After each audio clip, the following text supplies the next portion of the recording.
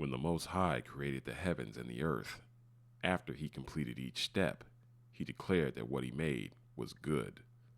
When he made Adam and told him to name the animals, and paired off all the animals and saw Adam had no companion, he said, "This was not good."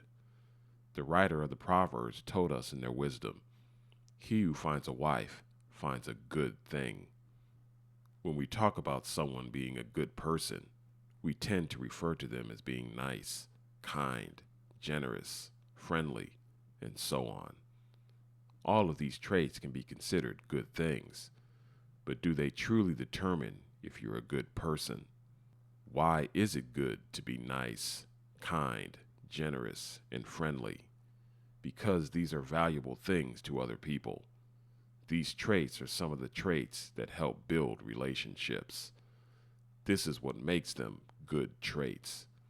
When people mention goods and services, they use the term goods to refer to products.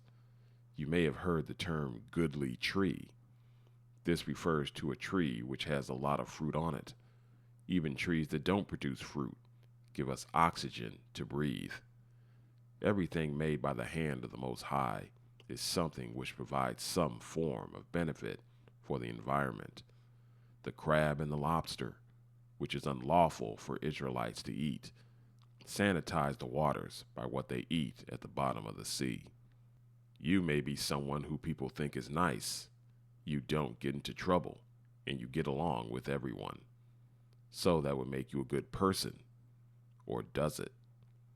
People would tell you the opposite of good is bad or evil. Truthfully, the opposite of good is non-productive. Going back to the Most High creating existence and saying the things he made were good, was he referring to morality here? The sea and the sky don't have a moral code, but they do produce things which are beneficial to the planet. The sea is home for many species and provides us with drinking water, and the clouds of the sky give rain to water the earth and allow plants to grow. All these different things have a function and play a role, and since they never deviate from this role, they're considered good things. The Most High made human beings and said they were good too, but as the scripture says, man was made upright, but sought out many schemes. We are the greatest and most impactful creation of the Most High. There is nothing in creation more powerful than a man, and nothing in creation more beautiful than a woman. The man was allowed to name the animals and given dominion over what the Most High created. He made the planet for us, and we were told to take control of it. The first thing the Most High did was set the man in the fertile spot to tend the soil. Before the land was cursed, the man was able to get crops from the land with little effort. This was a good thing because it was a productive thing. Morality has its place in giving us a code of conduct to interact with each other. Being a good person, however, goes beyond adhering to a moral code. If you follow all the rules, but never do anything of value, you may be moral or pious, but you are not good. Jesus saw a fig tree that had no figs on it, and he cursed it and made it dry up and wither, saying no one will eat from it again. The tale of the talents has a man with 1 talent who buried it instead of making use of it, have it taken away from him, and given to the one with 10. We've heard the phrase, use it or lose it. The Most High isn't going to allow us to sit on our talents forever. Eventually, we must use these for what they were meant for, or they will be taken away from us. All men have something valuable to offer, just like everything else in creation has something valuable to offer. It is our job to figure out what this is and maximize it to its fullest potential. Society has set things up for us to become what they believe is good. More specifically, what they believe will be productive for them. They want you to go to school and get good grades, which doesn't teach you how to be a competitive person in society, but is a grift in getting taxpayer money to run these schools while preparing you to be a laborer. They want you to go to church and give what they call tithes, while you are neutered and made docile and obedient through their message of Christianity.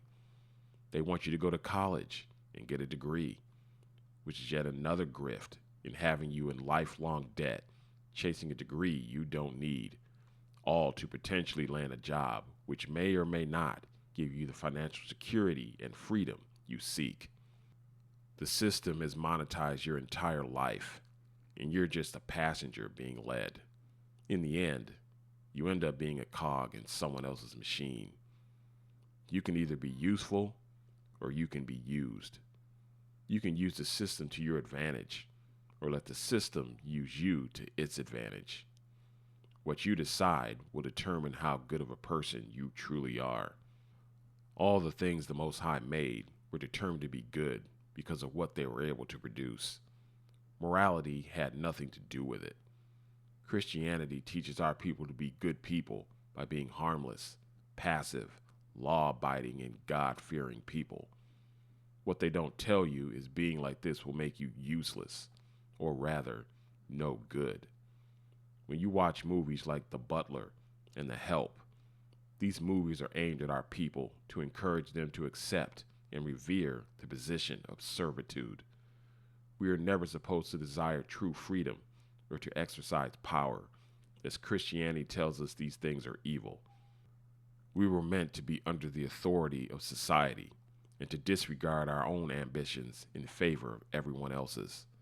It's why our people are highly encouraged to vote in elections, despite there being no political benefit for us to do so. When we understand what it truly means to be a good person, asking whether or not we are good becomes an extremely important question to ask. Many have asked the question, what is the meaning of life? The answer is very simple. The meaning of life is to be good.